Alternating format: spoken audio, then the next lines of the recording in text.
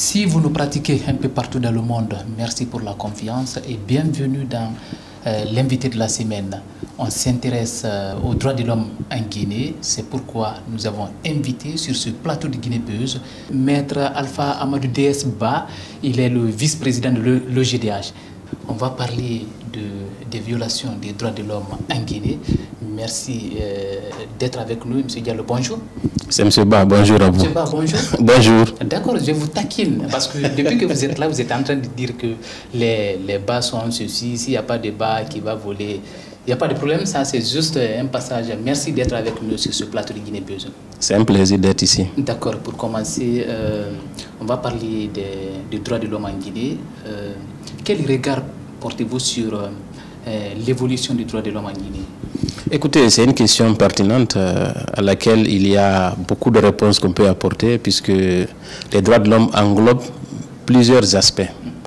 Il y a les droits de l'homme classiques que les gens appellent droit de manifester, droit d'aller et de venir. Il y a aussi les droits économiques et socio-culturels. C'est un droit aussi qui est largement méconnu en Guinée.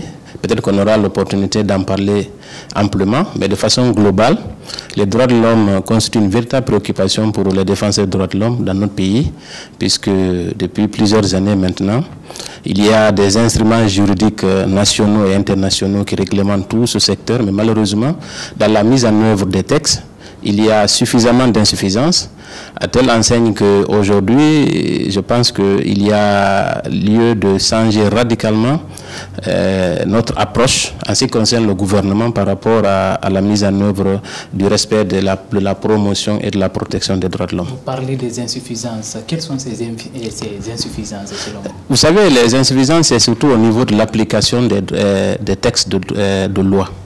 Il y a des textes de loi qui existent, mais malheureusement, quand il y a des cas de mort ou des cas de violence physique de la part des forces de l'ordre, par exemple au cours des manifestations politiques, il n'y a pas de sanction adéquate qui est infligée justement aux auteurs ou commanditaires de ces actes. La plupart du temps, les forces de défense et de sécurité qui commettent des violations graves et massives des droits de l'homme ne sont pas poursuivies. La plupart du temps, elles ne sont pas identifiées. De sorte que les victimes sont devenues nombreuses et à différentes étapes de notre évolution, il y a plusieurs victimes qui aujourd'hui n'ont pas véritablement, même s'il y a une possibilité de saisir la justice, mais malheureusement au niveau de la justice, les procédures n'évoluent pas, puisqu'il n'y a pas au niveau de l'État justement un mécanisme qui permet aux juges d'instruction par exemple de mener des investigations, rechercher parmi les auteurs au niveau des forces de défense et de sécurité pour que ces personnes-là soient punies. Dans quel cadre on peut parler de violation des droits de l'homme? Dans quel domaine on peut constater ce phénomène? Écoutez, nos droits sont réglementés par des codes. Vous savez, par exemple, nous avons tous droit à la vie. Nous avons tous droit à une protection de l'État. Mais si dans la mise en œuvre, en tout cas par rapport à un certain nombre de droits, nous avons le droit de manifester, c'est un droit constitutionnel. Mais vous voyez que depuis plusieurs années, ce droit il est systématiquement interdit. Mais c'est interdit comment? C'est interdit parce que... Mais si vous regardez l'année passée avec l'organisation du double scrutin, il n'y a pas eu de manifestation dans ce pays. Il y a eu plusieurs manifestations. Le FNDC a manifesté. Oui. Le jour que le gouvernement a autorisé la marche du FNDC, c'est des milliers de personnes qui ont déferlé dans les rues de Conakry. Et cette manifestation n'a été émaillée pas d'incident, il n'y a pas eu d'incident majeur, il n'y a pas eu de blessés, il n'y a pas eu de mort. Mais à chaque fois que le FNDC a voulu encore manifester, mais ça a été suspendu, ça a été empêché systématiquement. C'est le cas également des partis politiques. Vous avez vu la mise en place des PA tout au long de l'axe. Aujourd'hui, il est pratiquement impossible de manifester dans cette zone. Or, c'est un droit constitutionnel qui est la boussole même de la démocratie, parce que s'il n'y a qu'un seul son de cloche de la part d'une seule entité, je pense que ça, on ne peut pas parler de démocratie. Et le plus important aussi, c'est quoi? C'est la répression des délits. Quand il y a des cas concrets, des gens ont été tués, quel est le rôle du gouvernement? Le rôle du gouvernement, c'est justement à travers la justice, diligenter des enquêtes. Oui, il y a toujours des enquêtes qui sont mais les enquêtes là n'ont jamais abouti. Ça fait 10 ans que les enquêtes suivent leur cours. Mais du côté de l'opposition, si nous prenons le cas des activistes de la société civile, Fonike Mangue, il est en prison. il y a tant d'autres qui sont en prison pour avoir exercé un droit constitutionnel, celui de manifester. Vous pensez que les droits sont respectés? Ce n'est pas le cas aujourd'hui. Et c'est une véritable préoccupation. Et c'est en cela que le travail d'activiste de la société civile est devenu très compliqué, puisque nous, au-delà de notre rôle d'alerte, on ne peut pas faire autre chose que d'alerter le gouvernement et de faire des recommandations. Mais ces recommandations ne sont jamais suivies d'effet. Vous avez vu les différents rapports qui accablent la Guinée. Est-ce que le gouvernement a pris conscience? Non. Au lieu de prendre conscience de la situation actuelle du pays, on est en train de diaboliser les ONG locales qui seraient de connivence tantôt avec les ONG internationales, mais également avec les partis politiques. On va en venir. Maintenant, restons dans le cadre de la manifestation. Aujourd'hui, quand on parle des interpellations ou des violations des droits de l'homme lors des manifestations, qui incombe la responsabilité? Écoutez, quand par exemple quelqu'un ou une entité souhaite organiser une manifestation, son premier devoir c'est quoi? C'est d'adresser un courrier aux autorités concernées qui, à titre purement administratif, peuvent autoriser. En réalité, ce n'est pas une autorisation, c'est juste un régime déclaratif. Maintenant, quand il est question de manifester, il y a l'information qui est donnée aux autorités concernées. Quel doit être le rôle du gouvernement? C'est justement veiller à ce que la manifestation soit sécurisée. Parce que les forces de l'ordre... Mais il y a des manifestations qui ont été autorisées. Oui, autorisées, mais après, il y a eu de la répression. Nous avons constaté, à chaque fois qu'une manifestation est interdite, l'opposition a persisté pour aller à une manifestation, ça a toujours résulté un drame, parce que des gens sont tués. Aujourd'hui, normalement, il y a une méthode qu'on enseigne aux forces de l'ordre, comment encadrer une manifestation. Mais visiblement, soit les forces de l'ordre sont mal formées, ou alors c'est purement commandité par des personnes qui ne veulent pas qu'il y ait une autre forme de protestation. Or, s'il y a la mouvance présidentielle, il y a aussi l'opposition qui doit quand même faire valoir son droit de manifester pour faire comprendre à l'opinion les choses qui ne sont pas conformes à la loi. Parce qu'aujourd'hui, si on ne manifeste pas, si l'opposition ne manifeste pas, c'est comme si on a tendance à dire que tout va bien dans le pays, mais nous savons que ce n'est pas le cas.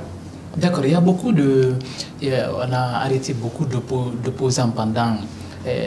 Après d'ailleurs, le double scrutin et la présidentielle d'octobre dernier, jusqu'à présent, ces personnes-là sont dans les prisons sans procès. Qu'est-ce qu'il faut aujourd'hui pour apaiser un peu le climat? Écoutez, déjà c'est de respecter leurs droits. Ça, c'est la chose la plus essentielle. Est-ce que c'est une violation des droits? Évidemment que c'est une violation des droits de l'homme. Pourquoi ces personnes ont été arrêtées? D'abord, je rappelle que le recours systématique à la détention est une vraie préoccupation pour les défenseurs des droits de l'homme. Ce n'est pas parce que quelqu'un a été interpellé qu'il faut systématiquement l'envoyer en prison.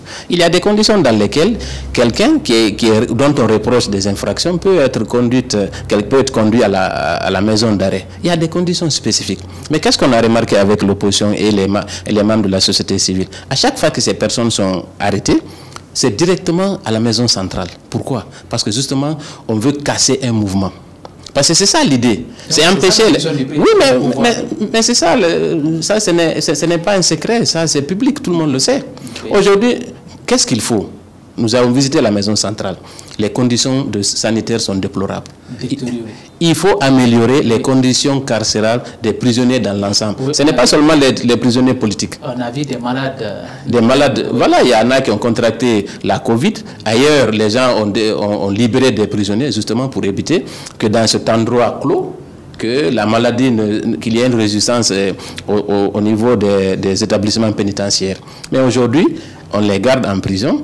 D'autres qui ont commis les crimes, parce qu'il y a eu des morts d'hommes. On ne parle pas de ces gens. Dans les manifestations politiques en Guinée, qui est autorisé à porter une arme? Nous avons vu des vidéos, nous avons vu des images, nous avons écouté des témoins, des personnes. Est-ce qu'il faut dire que les forces de l'ordre ne sont pas armées? Non, bon, ça c'est... Moi je pense que c'est une fuite en avant et j'ai beaucoup de respect pour le directeur national de la... Je ne sais pas si c'est le directeur national de la police, mais quand même, il devrait quand même accepter l'évidence. Dans les manifestations, les forces de l'ordre sont armées. On a toujours chanté que ces forces de l'ordre ne sont pas armées, mais ce n'est pas, mais c'est le cas. Nous avons vu des fusils. Il y a des vidéos qui circulent. Pourquoi voudrait-il comment on appelle, protéger ces hommes? C'est là aussi la culture de l'impunité. Parce que si vous voyez que ces personnes-là continuent à tuer, si vous voyez que ces personnes-là continuent à réprimer de façon sanglante et sauvage les manifestants ou les personnes qui sont contre le gouvernement, c'est parce que justement derrière, la justice ne fait pas son travail. Parce que si, par exemple, quelqu'un tire sur un manifestant, nous avons vu des manifestants ici tués à balles réelles, dans le dos. Mais pourquoi tirerait-on sur le dos de quelqu'un? Déjà, il est en train de fuir. Ça, c'est un indice capital pour dire que l'objectif, c'est de tuer. Mais ici, les autorités disent qu'il y a des manifestants qui sont armés. Nous ne sommes pas opposés à cette idée. Alors, mais encore faudrait-il... Quelle preuve avez-vous pour dire que c'est les forces de l'ordre qui sont en train de tirer? Parce qu'en Guinée, c'est lui qui a l'autorisation de tenir une arme, c'est les forces de l'ordre. Et encore une fois, à ce niveau, moi, je veux me mettre à l'aise. Il faut mener des enquêtes. Si ce sont les manifestants, si les manifestants qui sont armés, qui sont en train de tirer ou s'entretuer, il faut faire la lumière en menant des enquêtes. D'accord. Mais si ce sont les forces de l'ordre aussi, nous avons des images. On a vu la femme qui a été prise pour bouclier. Mais qu'est-ce qui en est suivi? Absolument rien du tout. On apprend même que ce monsieur qui avait fait ça a été muté ailleurs. Est-ce que vous pensez que dans ces conditions... On parlait même de sa mort. Bon, ça c'était juste une rumeur pour juste faire oublier les gens. Mais vous pensez que cette personne, si elle avait été condamnée à la hauteur de sa forfaiture, vous pensez qu'un de ses camarades allait se permettre la même chose?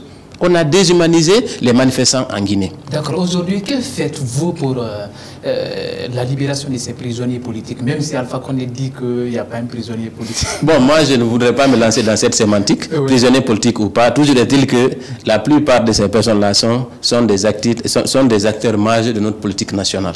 À cela s'ajoutent les défenseurs des droits de l'homme et autres qui sont de la société civile. Aujourd'hui, qu'est-ce qu'il faut faire? Il faut les juger. Ou alors... les personnes qui sont malades parmi ces prisonniers politiques, que moi j'appelle prisonniers politiques, il faut les élargir. On peut faire, par exemple, ils peuvent être libérés, ils peuvent être mis sous contrôle judiciaire, sous résidence surveillée. C'est des personnalités politiques. Alpha Condé est passé par cette maison centrale. Mais il avait des conditions beaucoup plus décentes. Oui, il avait des conditions plus décentes. Il avait quelque part où il était seul. Et Lansana Conté, à l'époque, a pris tous les soins pour quand même qu'il soit plus ou moins à l'aise en prison. Mais pourquoi lui, il ne va pas rendre cet ascenseur-là à ses opposants politiques? Est-ce que vous rendez visite à ces prisonniers? Oui, bon, il y a un peu longtemps que je ne suis pas allé, mais notre association, notre ONG, quand même... Quelle est leur morale aujourd'hui? Bon, moi, je ne voudrais pas parler de leur morale parce que je ne suis pas tout le temps avec eux, mais d'après les avocats, ils ont le moral fixe. Ils estiment que c'est à tort qu'ils sont incarcérés. Bon, nous, jusqu'à preuve du contraire, nous soutenons cette thèse. Parce que jusqu'à preuve du contraire, bon, les accusations qui sont portées contre ces personnes, bon, moi je pense que parfois c'est des accusations totalement farfelues. D'accord, mesdames et messieurs, ne quittez pas, on marque une courte pause et on revient pour la suite de cette émission.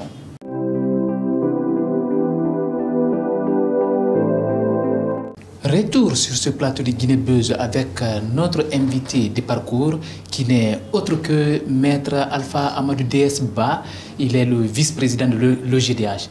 Monsieur Ba, parlons à présent des différents rapports de Amnesty International et du département d'État américain.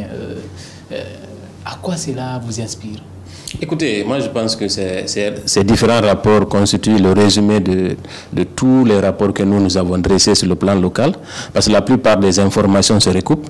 Et je voudrais préciser que ces informations sont publiques. Toutes les informations qui sont contenues dans ces différents rapports sont publiques. Tout le monde y a accès. Il y a les informations données par la presse, il y a des informations données par les ONG, il y a également les informations données par les familles des victimes à travers des différentes enquêtes.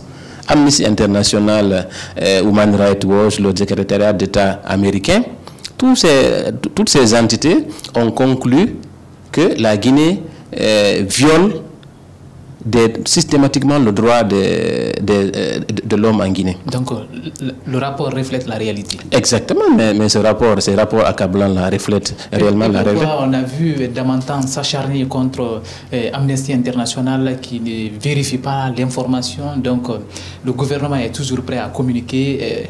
Que répondez-vous à... Bon, moi je ne voudrais pas faire un débat de personne, mais moi je pense que le gouvernement est en train de vouloir nier l'évidence.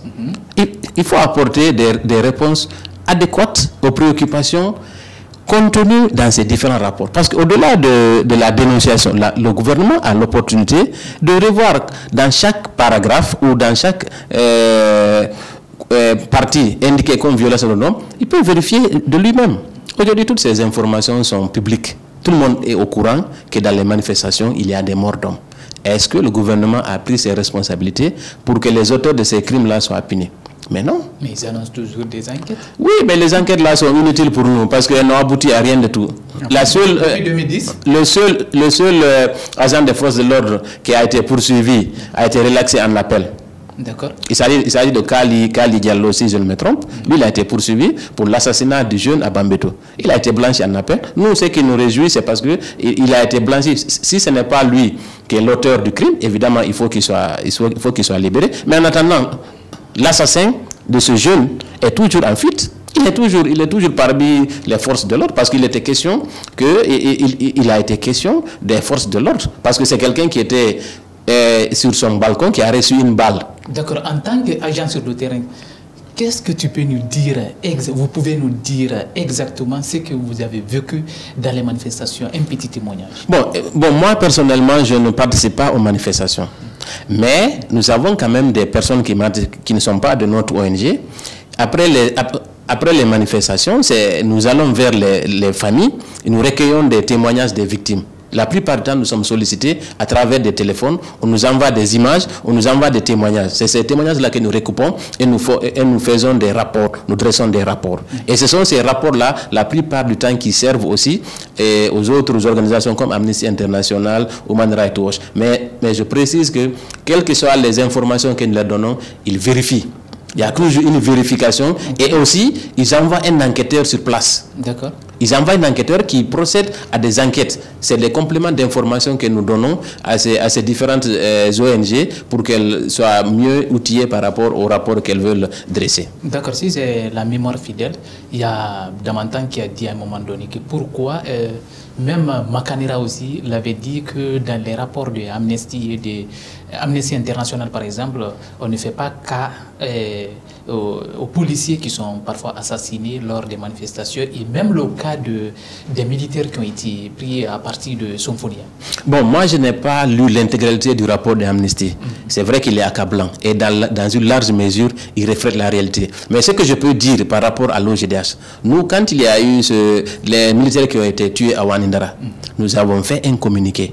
Nous avons rappelé aux citoyens guinéens que les forces de l'ordre sont des Guinéens. Oui. Ils ne sont pas des ennemis de la République. Et que par conséquent, nul n'a le droit de s'attaquer à un gendarme en fonction. Oui. Et nous avons demandé au gouvernement de mener une enquête pour retrouver ces assassins et qu'ils soient punis. C'est ce que nous avons demandé au gouvernement. Mais d'un autre côté, il faudrait aussi que les gendarmes qui tuent, les policiers qui tuent, soient aussi recherchés et punis.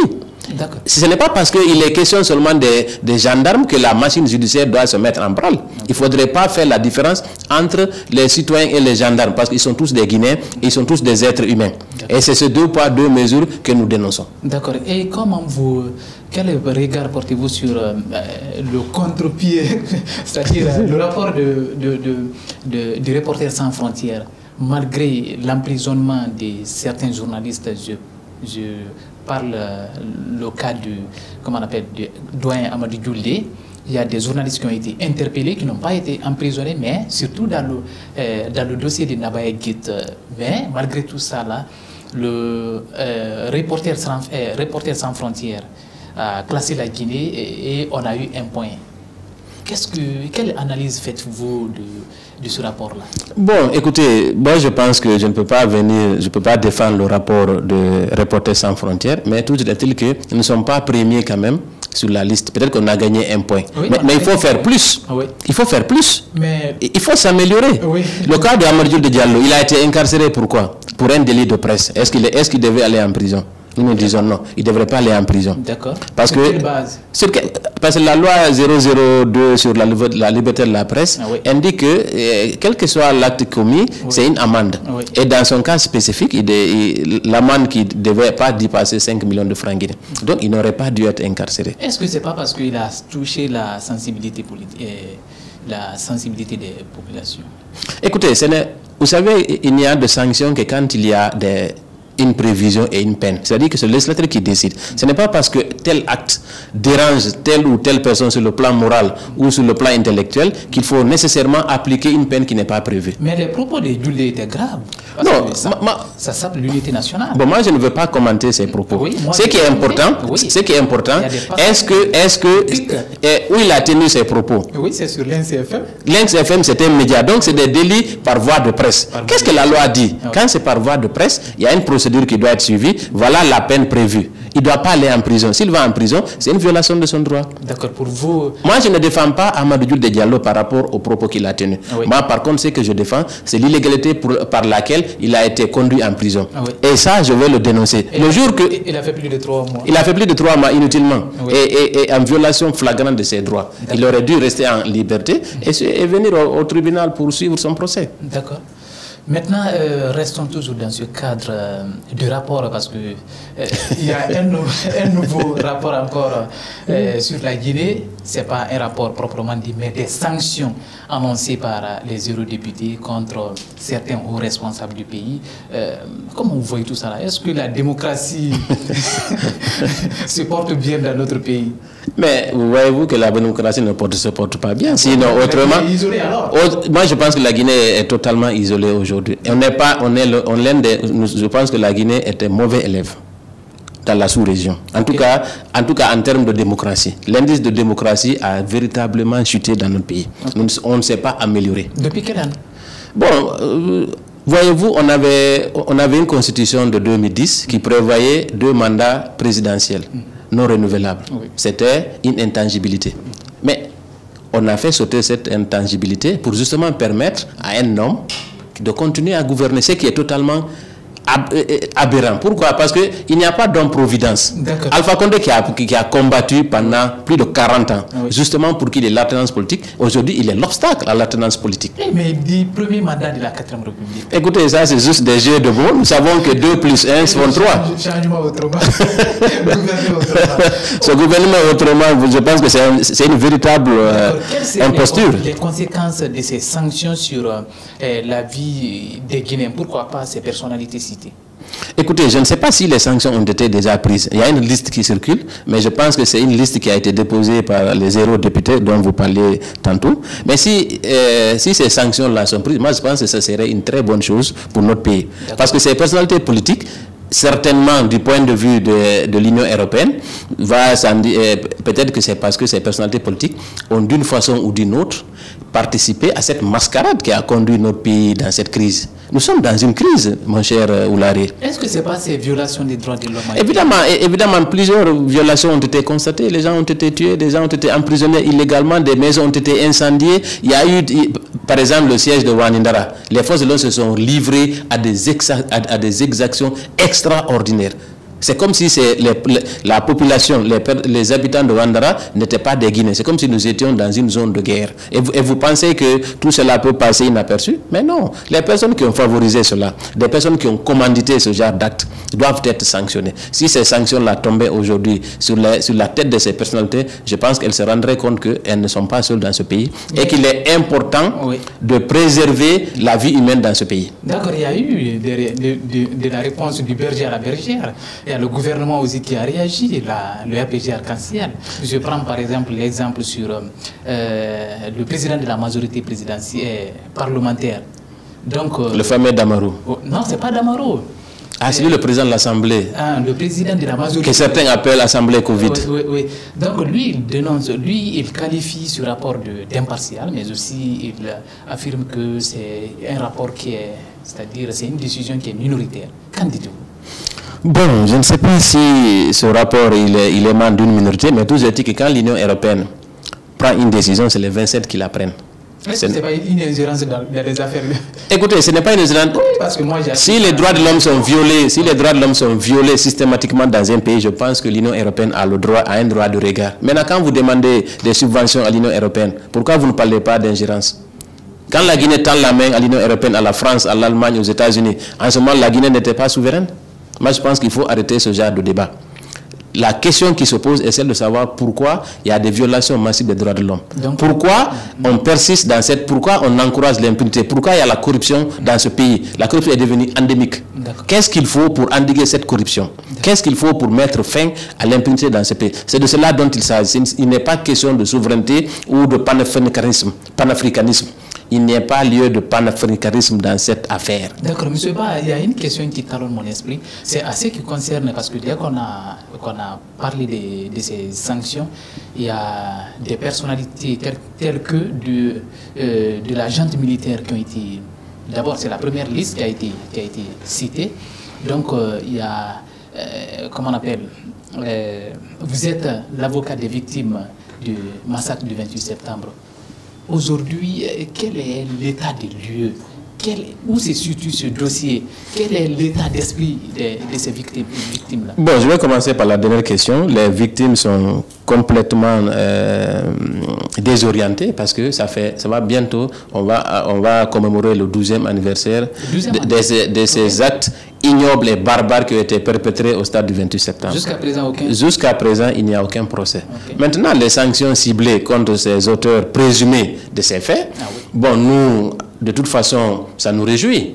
Maintenant, cela ne peut pas faire avancer le procès. Nous sommes conscients de cela, mais sur le plan moral quand même, on a trouvé une petite satisfaction. Parce que la plupart d'entre elles, à part celui qui est en prison, se promènent... Donc il y a de l'espoir. Oui, il y a de l'espoir, se promènent gaillardement dans le pays, occupent des fonctions politiques et administratives que nous avons dénoncées pendant des années. Nous avons suivi ces victimes. Pendant tout ce temps, on a demandé au gouvernement de mettre en congé sur le plan moral, au moins, qu'on respecte la mémoire des victimes, pour que ces personnes qui sont soupçonnées et qui sont renvoyées devant le tribunal criminel. Oui, vous avez fait une sortie sur notre média même dans ce Alors, donc, moi, je pense que de ce point de vue, aujourd'hui, le gouvernement doit quand même pouvoir tout faire pour que on commence par là. Parce qu'il faut commencer quelque part. En jugeant cette affaire de façon sérieuse, dans un procès libre et équitable pour toutes les parties, je pense que la Guinée va redorer son blason. En tout cas, la justice, on se rendra compte que la justice est au service du peuple. Parce qu'aujourd'hui, beaucoup pensent que la justice est au service du gouvernement. Et c'est ce qui est terrible. Mais attendez, est-ce que cette sortie de l'Union européenne, c'est pas un jugement prématuré?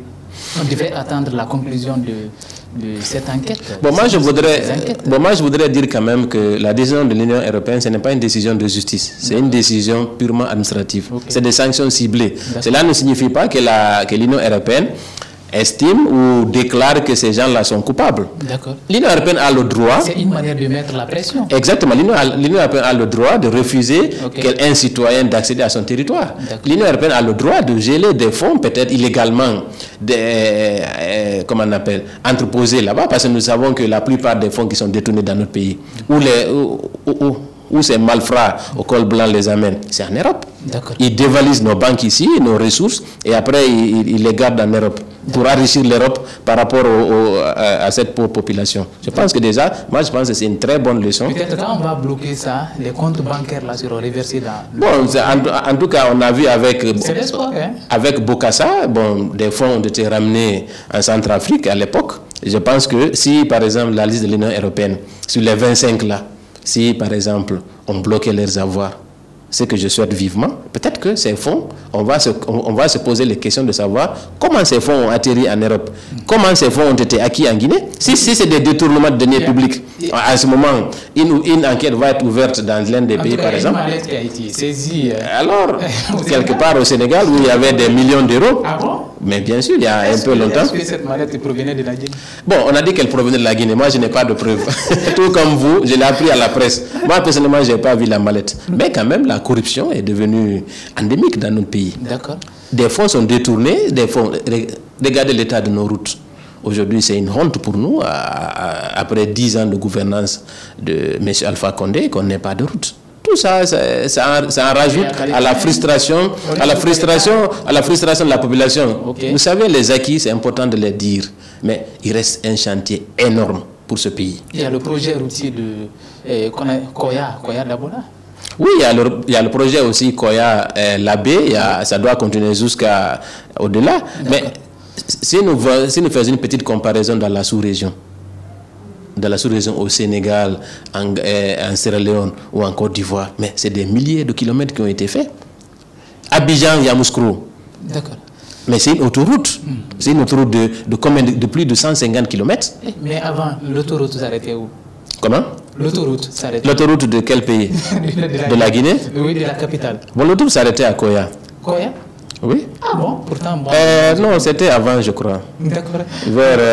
Non, moi je ne nie pas les acquis. D'accord. Mais ce qui a été promis, l'engouement avec lequel Alpha Condé est arrivé au pouvoir, les promesses, il y en a même qui l'appellent papa promesse, mais je ne vais pas le dire. Il n'y a pas de problème. Mais néanmoins, je pense qu'il a eu un blanc-seing, presque un blanc-seing pour développer ce pays. Mais en retour, qu'est-ce qu'il nous a offert? Des différentes violations des droits de l'homme. Et ça ne peut pas continuer. Monsieur Ba, on est au terme de cette émission. Est-ce que vous avez un dernier message? Évidemment que j'ai un dernier message.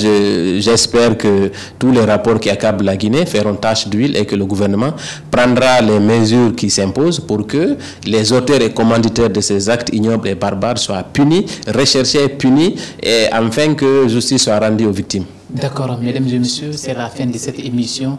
Merci de l'avoir suivi où que vous soyez. Mais ne quittez pas, les programmes continuent sur Guinée Buzz, votre chaîne Web TV. À bientôt.